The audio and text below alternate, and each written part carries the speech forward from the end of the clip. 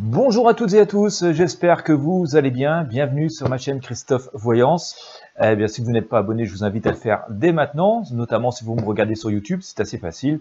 Il vous suffit de cliquer sur le bouton s'abonner sous la vidéo. Cliquez également sur la petite cloche de notification juste à côté pour recevoir les alertes lorsque je publie à nouveau. Avant toute chose, je voudrais adresser un petit message à Josiane. Josiane, vous m'avez passé une commande de voyance hier.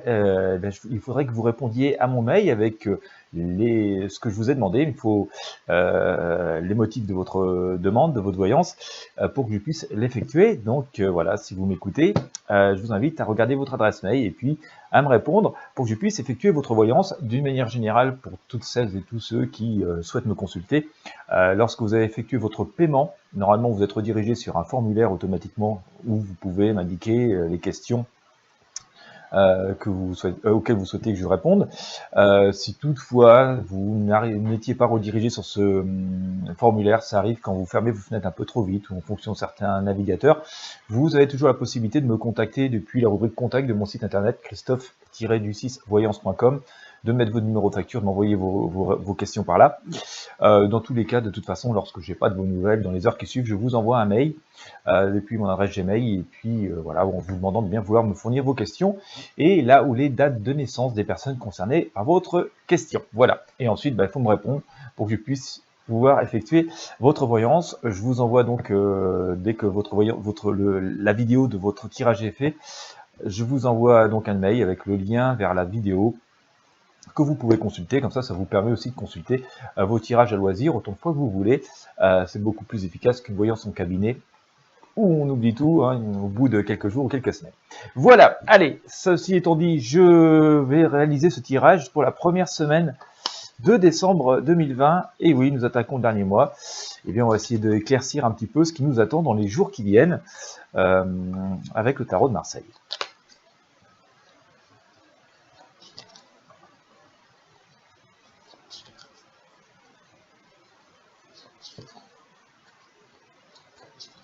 Allez, première semaine de décembre 2020.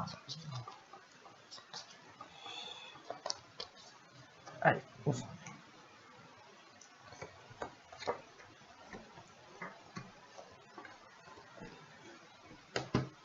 Allez, 1er décembre. Bien, allez, on se lâche un petit peu. J'ai sorti l'étoile ici. Voilà, voilà. Hein, d'accord. Je vais vous montrer toutes les arcanes comme d'habitude. Ça se présente pas trop mal. Ça se présente pas trop mal. En tout cas, je vous ai sorti l'étoile. On se lâche un petit peu. On sent qu'il y a une accélération de choses. On sent qu'il pourrait y avoir un peu de colère, un peu de violence. En tout cas, des révélations qui pourraient se produire à nouveau dans les jours qui viennent. Voici ici notre arcane la tour qui peut annoncer des coups de semonce. Voilà, nous avons quand même globalement l'impératrice qui nous dit que nous sommes dans une situation à peu près sous maîtrise, à peu près sous contrôle dans l'ensemble. Je parle de manière assez générale, qui nous permet de pouvoir nous affirmer, de voir au loin. On sent des déplacements, des départs. Ici, avec le mât, attention toutefois à ne pas faire de choix ou d'actions inconsidérées, ou pas trop réfléchies finalement. L'arcane de mât est une incitation à bouger, à prendre les choses en main, mais attention à ne pas le faire comme ça un petit peu... on va dire sous l'impulsivité, sans trop réflexion. Il y a un petit peu cette idée derrière cet arcane du mât.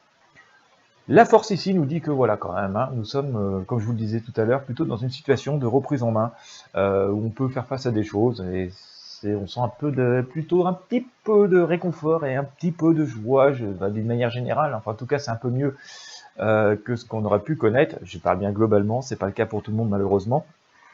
Mais on va dire l'énergie de base globale est plutôt dans une prise en main des choses et dans une maîtrise des éléments difficiles.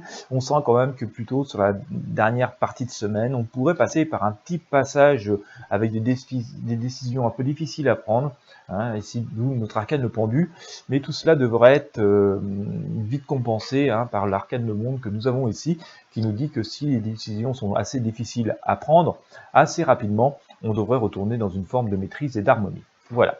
Donc ce qui rythme ça, c'est qu'on a affaire à l'arcane de la justice, donc plutôt une forme d'équilibre retrouvé, peut-être un peu précaire et instable, mais toujours une forme d'équilibre retrouvé. Notre arcane, la papesse ici, nous invite toujours à écouter nos intuitions et à faire extrêmement preuve d'interrogation par rapport à ce qui nous entoure et par rapport aux décisions que nous pourrions être amenés à faire.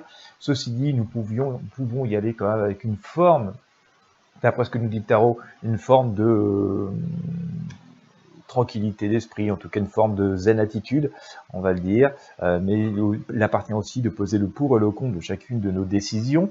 Voilà. Et en tout cas, en synthèse, un peu fidèle à ce que nous disait tout à l'heure notre arcane Lema, nous voyons que nous reprenons un peu près en main les rênes de nos vies, hein, globalement.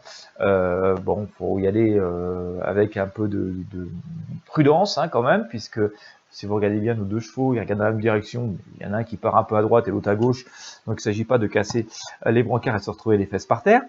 Mais voilà, hein, le message il est qu'on peut reprendre les choses en main, que la vie commence, entre guillemets, à reprendre un peu ses droits, d'où aussi cet arcane, la roue de fortune, qui vient de nous confirmer ici.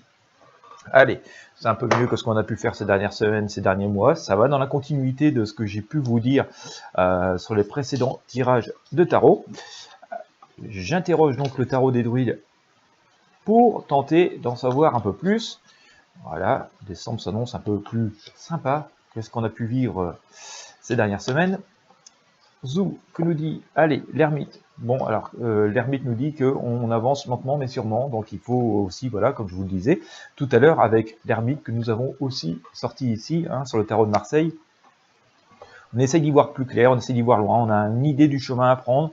Il faut prendre ce chemin, mais bon, voilà, il faut y aller quand même avec une forme de prudence. L'étoile, hein, nous dit ici que, voilà, faut se débarrasser un peu de tout ce qui nous encombre, et faire preuve un peu de...